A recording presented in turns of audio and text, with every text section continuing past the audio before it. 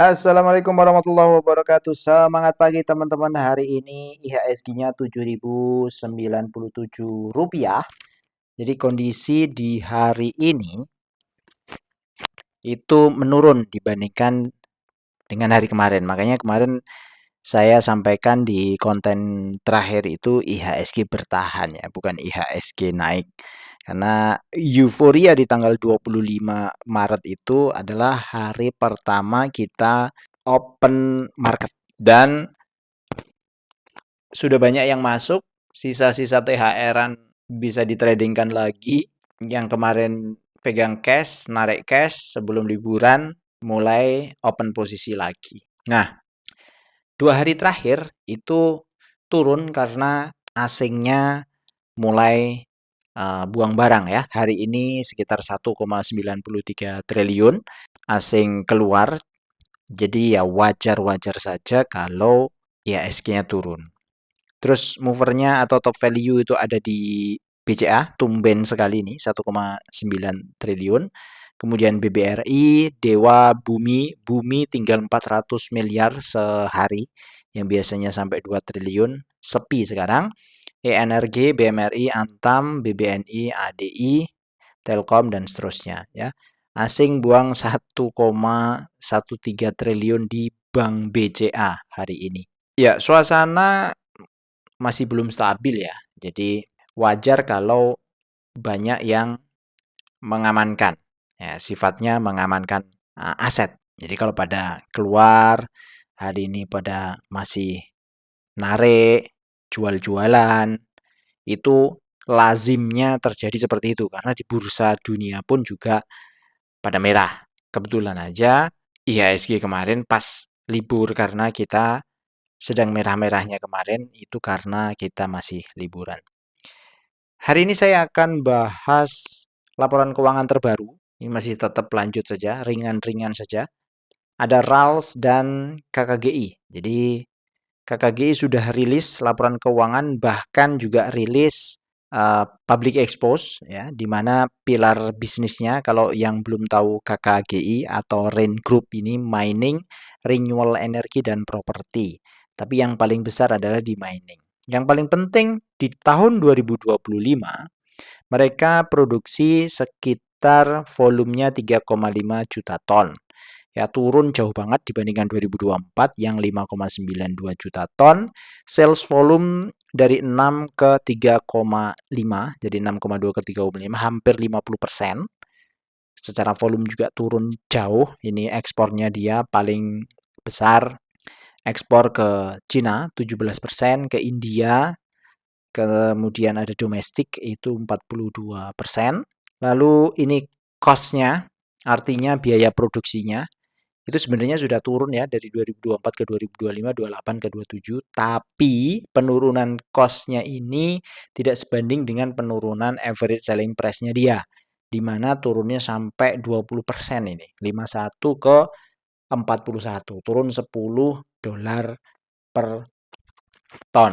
Nah, dengan kondisi seperti ini, makanya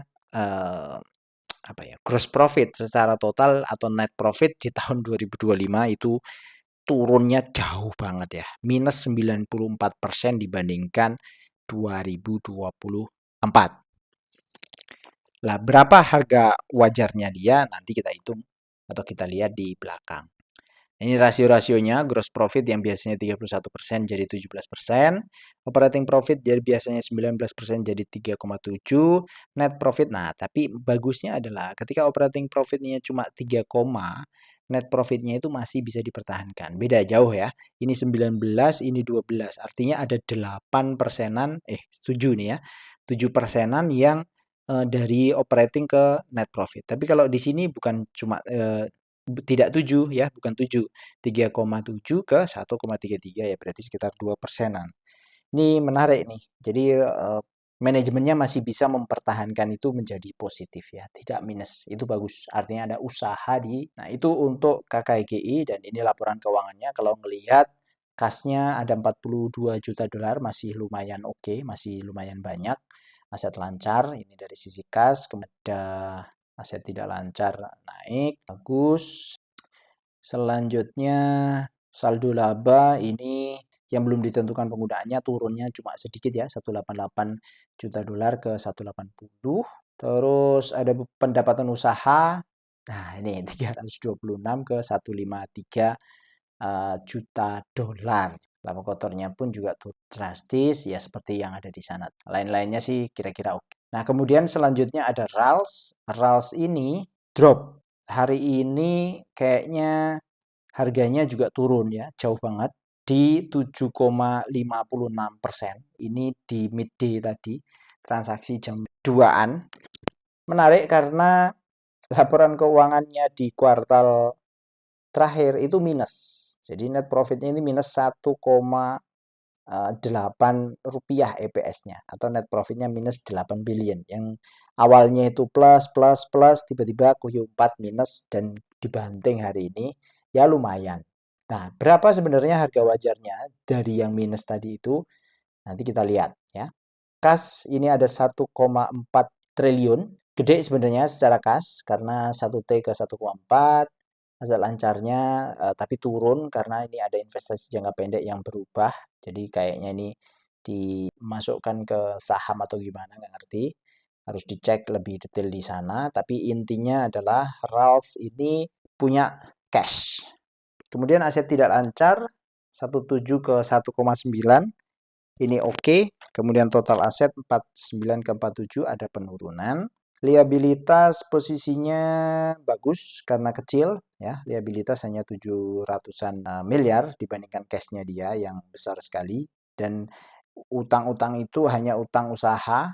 Jadi tidak ada utang bank ya. Kalau dilihat di sini utang pihak ketiga hanya 60 miliar, beban accrue dan seterusnya. Dan mestinya kalau kayak gini tuh masih bisa diamankan lah. Perusahaan yang tidak punya hutang bank itu saya senang. Nah, ini penjualannya yang beli putus ya 2, ke 1,7. Komisi penjualan konsinyasi dari 700 ke 600 miliar. Jadi total pendapatan dari 2,7 T ke 2,3 triliun. Turunnya jauh banget.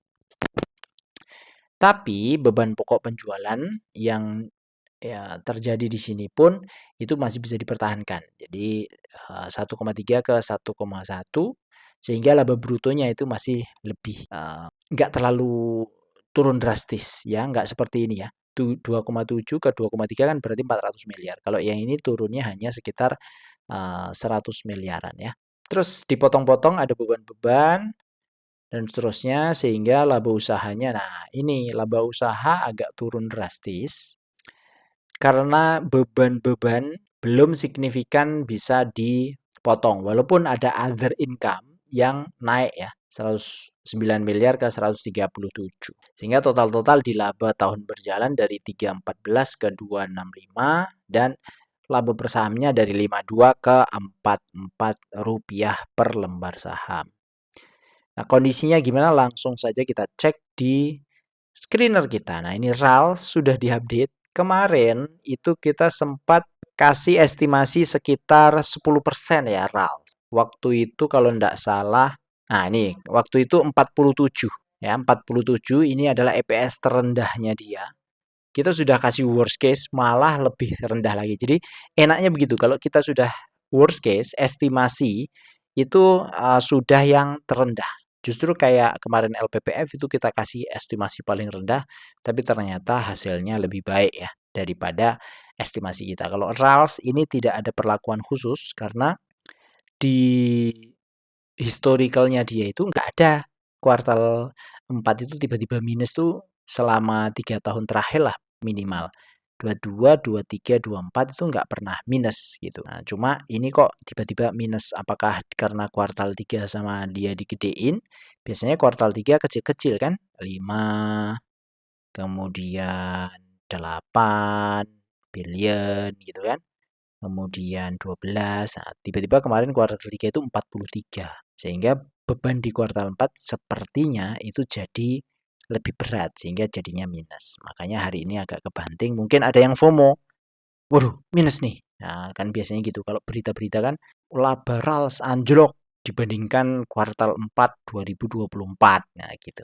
Dari 61 billion ke minus 8 billion. Oh, langsung panik, langsung dibanting. Nah, dengan kondisi yang ada ini kalau dibalikin ya.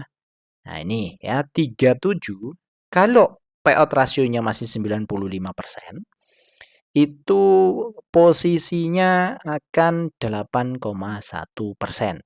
Dan ini kemungkinan pembagiannya di bulan Juni. Jadi nggak sama dengan saudaranya si LPPF ya. Harga per lembar sekarang 440, harga wajarnya berapa? Di 395. Itu hitungan saya. Artinya 395 itu mengkonfirmasi kalau dividen yang kita terima itu 9% minimal. Itu RALS. Kemudian KKGI harga wajarnya di 160. Ini memang drop banget, tapi kita nggak bisa melihat ini secara satu titik saja. Ini dividend payout ratio pun itu sudah saya kasih 180%. Kenapa? Karena kemarin dia itu sudah bagi dividen 17. Sekarang aja EPS-nya cuma 8. Kok dia sudah bisa bagi dividen 17 itu artinya kan dia ngambil cash dari hasil tahun-tahun sebelumnya ini si KKGI ini ya. Dilihat ya KKGI bentar. Nah, ini EPS-nya yang 2024 127, 2025 7,98 dan dia sebenarnya sudah bagi dividen 17. Walaupun ini periodenya diambil kok periode 2024 ya, harusnya ini 2025 sih. Apa saya salah? Nah, ini kalau dilihat ini interim ya. Interim tuh harusnya 2025, bukan 2024. Ini final F itu finalnya 2024. Jadi ini harusnya 2025. Makanya saya tulis di sini 17, tapi di Stockbit katanya 2024 ya. Nanti kita lihat aja seperti apa. Memang harus dilihat di suratnya, tapi kalau terakhir kemarin saya lihat sih memang harusnya itu 2000. Mungkin ada salah penulisan di Stockbit-nya. Nah, terus dari kondisi seperti ini, kalau dilihat harusnya kayak RALS penurunan, kayak sekarang penurunan 8,2%. Itu tidak hanya terjadi di satu hari saja ya. Ini kondisinya kan sebenarnya downtrend. Penurunan sebesar ini itu harusnya nggak hari ini. Besok itu masih ada kemungkinan berlanjut ya hari Senin. Tapi nggak tahu kita, nggak ada yang bisa memprediksi market secara tepat. Cuma kalau ngelihat environment-nya yang ada sekarang ya itu yang bisa saya sampaikan ya. Jadi jangan buru-buru teman-teman, jangan menangkap pisau jatuh. Kebetulan saya juga nggak ada posisi di RALS, malah saya punya posisi ada di LPPF malah. Terus kalau kita simulasikan, taruhlah misalnya Anda masuk di 440, simulasikan dengan dividen 8,1% itu untuk dividen for living. Kalau nabung selama 25 tahun ya dapatnya segini ya, 15 jutaan per bulan dividennya yang akan kita terima 25 tahun lagi dengan catatan kenaikan investasi kita itu dari 2 jutaan per bulan sampai naik-naik terus. Di tahun ke-25 itu 4 jutaan per bulan yang kita harus investasikan, nyicil saham dengan yield dividen sekitar 8,1% per tahun. Asumsi kenaikannya itu 20%-an ya per 5 tahunnya secara investasi. Makanya terakhir di tahun 2025-nya atau tahun 25 tahun lagi, tahun ke-25 itu total investasi kita di 2,3 miliar. Saya pikir cukup untuk hari ini. Semoga bermanfaat. Kita jumpa lagi di video berikutnya. Assalamualaikum warahmatullahi wabarakatuh.